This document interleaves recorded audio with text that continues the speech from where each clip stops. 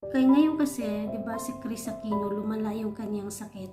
So I was wondering kung sana na-take lang siguro to ni Chris Aquino, ilalim ng dila.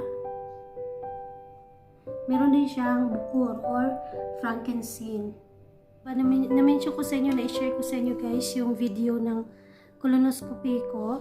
Ito po yung CD niya. But unfortunately, hindi pala siya video guys. Akala ko video, yun pala pictures lang. When there's no more hope is left in me, I can see what comes my way, and I'm always lost. There's nowhere else. Hi guys! Hi mga loves! Good morning! Good morning! Ayan, welcome back again sa ating video. Bagong gising guys. And I have actually my coffee here. So mainit pa siya. Okay, so bago ang lahat, bago ako maghigop ng kape na mainit, naisipan ko lang i-share sa inyo to. I'm not sure kung na-share ko na sa inyo. Okay, sa mga nakakaalam, alam niyo naman na I'm an asthmatic person. Meron akong problema sa colon and then blood inflammation, aging, menopausal states, ang daming mga sakit, 'di ba? So kaya ngayon kasi, 'di ba, si Chris Aquino lumala yung kanyang sakit. So I was wondering kung sana na-take lang siguro to ni Chris Aquino, no? I'm not saying na it will cure her, but I think it will help na yung hindi sana humantong sa ganong sitwasyon na sobrang payat na niya. Kasi I'm telling you guys, meron akong friend na may lupus. May lupus talaga siya, but she's well and surviving. She's even working. Now she's in Malta. Nakapag-asawa siya ng Maltese. So she fight with her lupus for how many years, and alhamdulillah guys, she's okay. I'm not saying that she's using this medicine. I'm not so sure, but she searched for it. She searched for it before. Kaya ako napa-search din sa medicine na to kasi siya ang nag-refer sa akin kasi nandito lang naman daw ako sa Oman, so I'm sure alam ko ang medicine na ito, lalo na asthmatic ako. Tsaka akala kasi niya noon meron akong lupus kasi yung mga symptoms ko guys, katulad ng symptoms niya, nagsusore ako dito guys, nagsusore itong ko, hindi ko manganga, tapos nagba-back pain, burning pain, as in hindi ako makatulog, nagnanam ako. Kaya super worried yung friend ko sa akin, and siya, aside from asthmatic, meron akong nararamdaman na ganon.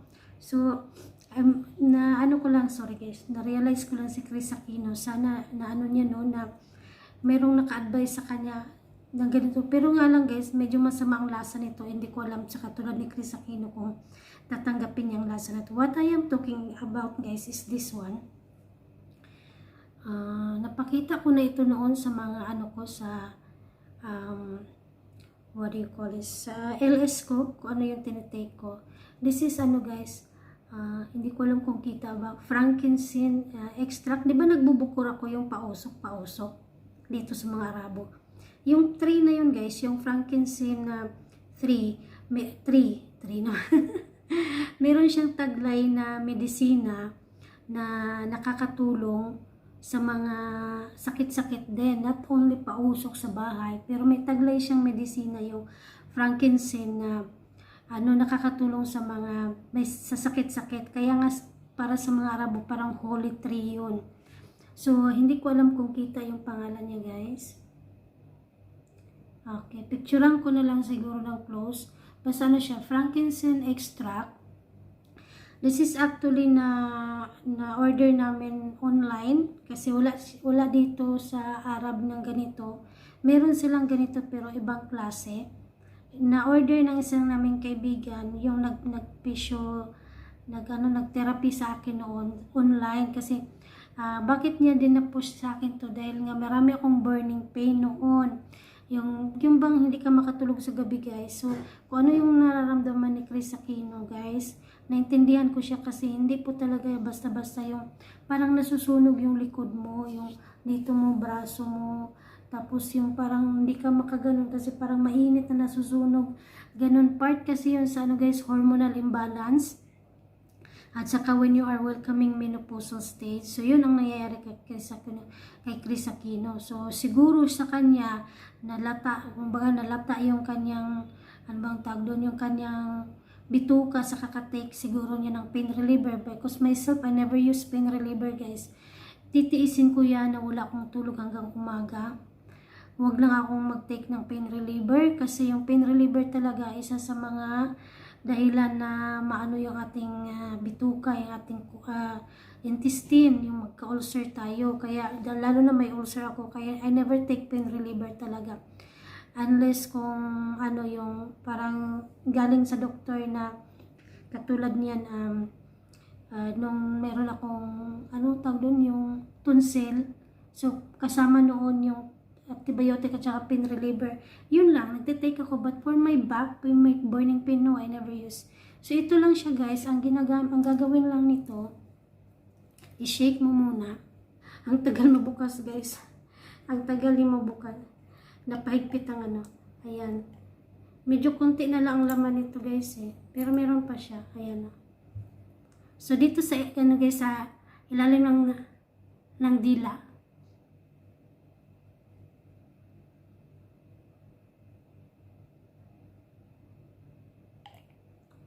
Sa mga lang lasa talaga. Super pait na medyo manghang, ganun.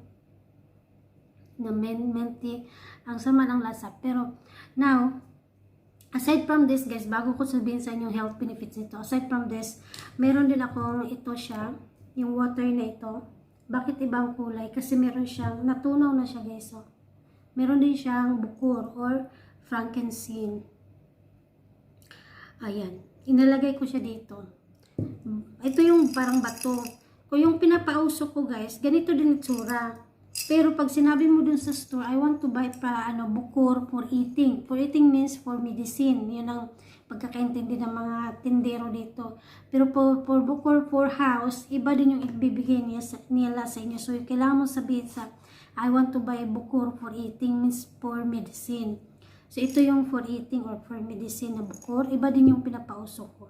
So, itong dalawa na to, ito yung ginagamit ko guys. Ito guys, hindi ko alam kung kailan makabili. Ininti-unti ko to kasi super mahal nito. So, ito yung dalawang gamit ko. Okay. Ngayon, ano bang ang health benefits nito? Itong frankincense guys, ang health benefits nito ay madami. Una is anti-cancer ito. At good for blood inflammation. So, kung lalo na pagka meron kang burning pain, ibig sabihin, mataas yung blood inflammation mo. Kaya sa Bisaya, pangulngul. Para bang, alam mo yun, parang kang may cancer na hindi ka talaga makatulog dahil nandun yung sakit, parang umaatake talaga sa'yo. Dahil ang autoimmune kasi, yung, yung antibodies mo, inaatake niya yung sarili mong body. Kumbaga, siya mismo umaaway sa sarili mong good cell sa loob ng katawan dahil nga abnormal lang nga guys hindi niya ma-identify kung which one is a good bacteria or not good bacteria. So yun ang nangyayari, nagkakaroon tayo ng muscle pain, blood inflammation, mga ganun. So isa ito sa nakakatulong sa akin. And one more thing, this is also good for relieving asthma. I'm not saying that this will cure for all the illness, but this will help you guys live longer at saka ma-avoid yung pag-atake ng madalas kaysa uminom ng mga I have still my synthetic medicine, but ito talaga nakaka-help din. Okay, let's get back. Naputol yung video. So anong tawag dito guys, ito pala din ilalagay ko dito, tapos tungga-tunggain ko lang kapag medyo umunti na, bantuan ko lang ng tubig again. Tapos kapag medyo naubos na yun, kasi matutunaw lang naman yung bato-bato dun sa loob, magpalit na naman ako, gagawa na naman ako ng bago, kunti na nga lang, diba?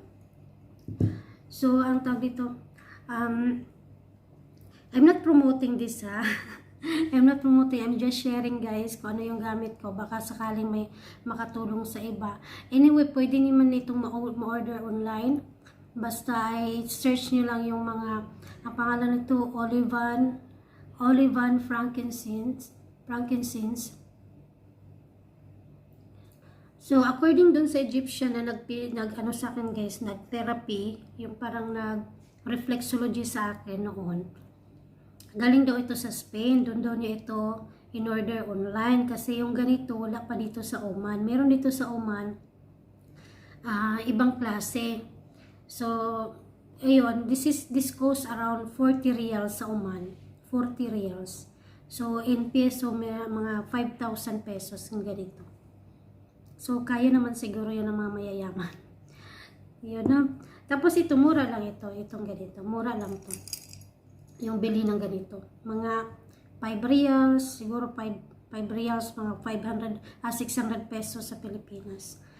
So, what are the health benefits of this frankincense extract or the frankincense water, yung galing sa buto-buto. So, una-una, this has anti-cancer properties. This will also improve gut health. Ibig sabihin guys, di ba meron akong problema sa colon before, nagkaroon ako ng colonoscopy. Kasi pag may problema sa colon mga lalabs, it will goes down to your daanan ng pupo. Pag yung daanan ng pupo mo ang nagkaroon na ng damage, yun na yung worst thing scenario na mangyayari sa buhay mo, na maaring i-operahan, i-close ng doktor yung daan ng pupo mo at bubutasan dito sa gilid at doon nadadaan yung pupo mo, which happens to my classmates, gano'n. Kasi hindi na kayang gamutin yung gut problem related dun sa colon problem. And also helps digestion. And ito na nga, this also a good health benefits sa mayroong Crohn's disease, kasi nga I have Crohn's disease before. Kung makita ko yung CD guys, kasi nung kinolonoscopy ako, mayroong video nakalagay sa CD, binigay sa amin ng doktor para makita namin kung ano yung sinasabi ng doktor. Medyo masilan nga lang yung, alam nyo na, yung yung kanong laman ng tawag dito ng CD na yon, kasi yun yung siyempre dadaan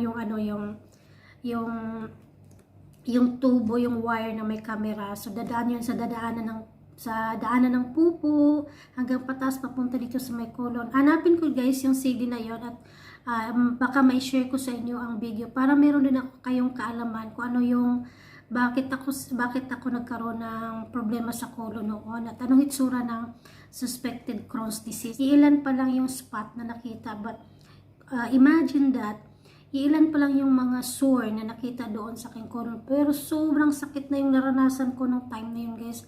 Parang sabi ko na, hindi ko na kaya yun kasi kahit ano ilalagay ko sa aking sarili, sa aking kinakain, sobrang sakit talaga. Pati water masakit. Kasi sabi ng doktor, imagine if you have a sore. Yung mga, sa Bisaya, luas-luas. Hindi ko alam kung ano yung luas, guys, Tagalog. Pag may luas ka guys, di ba pagkainom mo ng tubig sobrang hapde, pagkain mo sobrang hapde, yung may mga sores ka sana dito sa labi. Ganun yung nangyari sa aking bituka sa colon ko. So kaya pala sobrang sakit. So okay, of course, gamot din siya dahil we're talking about digestion and we're talking about Crohn's disease, so gamot din siya ng ulcerative colitis. So gamot din siya, and also it improve asthma. So pag katulad ko asthmatic, it will listen me to have an asthma attack. Basta lang tuloy-tuloy ko lang siyang gamitin. And of course, maintain oral health, so mawala do yung bad breath mo. And yun guys, and then yung sa blood inflammation. So yun yung mga mga health benefits nitong frankincense extract or frankincense yung anong tawag dito bulb na lang tawag natin dito, bulb.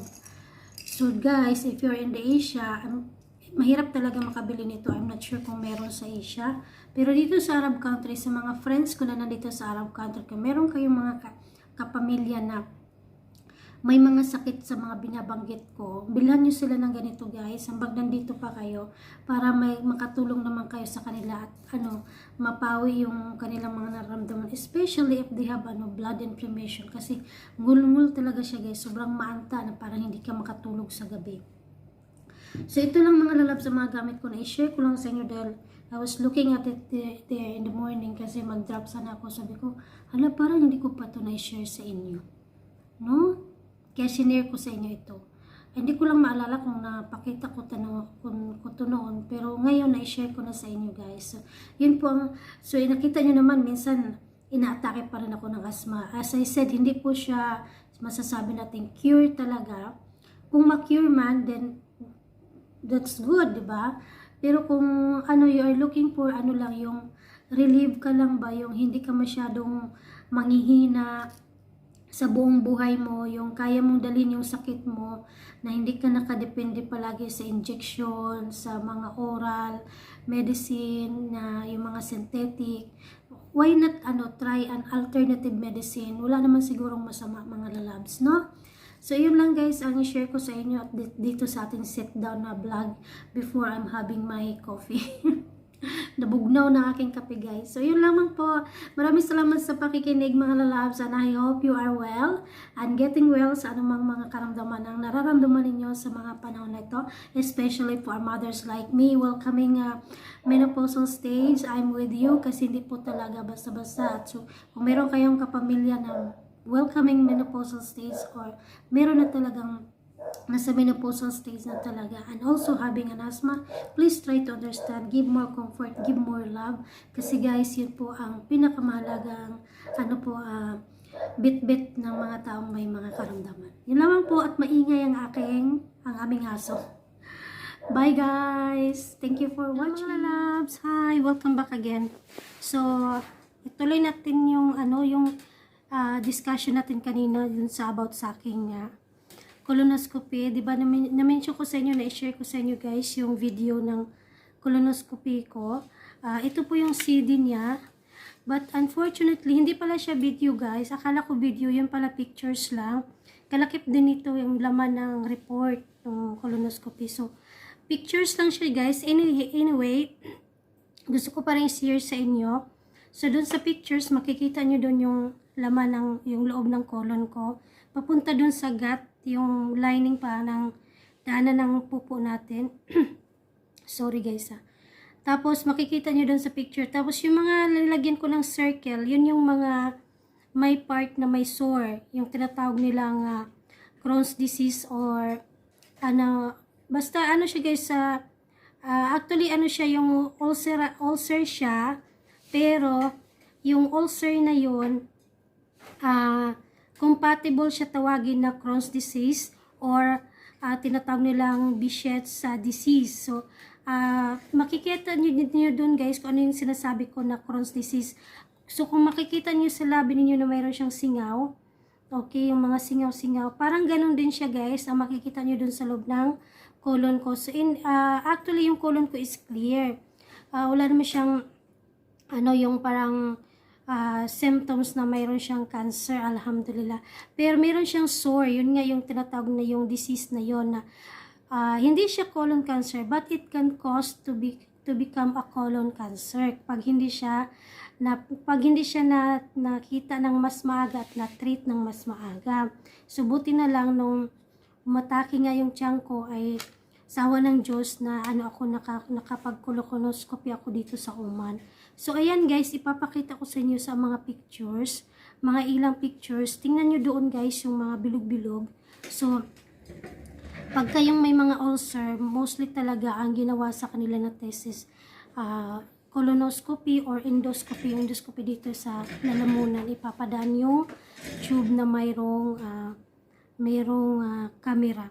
So, yun mga lalabs, tingnan nyo na lang and then comment down below na lang kung sino sa inyo ang may karanasan na ganun, kung sakasakali kasi talaga guys, mahal po ang colonoscopy.